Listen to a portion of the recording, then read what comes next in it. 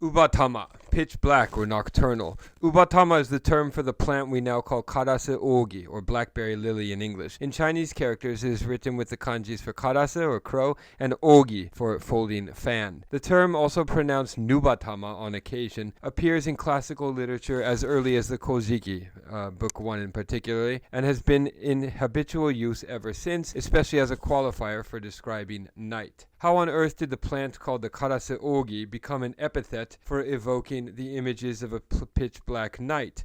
Karase ogi has leaves that open out flat like a fan as they unfold. The ends of its branches grow red flowers, but when you pluck its fruit in autumn, you can see that the seeds are actually little round black balls, a mere 3 or 4 millimeters in diameter. These particle-like pieces of fruit, appearing almost to have a black lacquer finish, resemble little black beads, in a way little black souls or tama. Remember the word for tama for balls, and souls is the same word in Japanese with different kanji, tama. That's why ubatama is sometimes written as black bead or crow bead.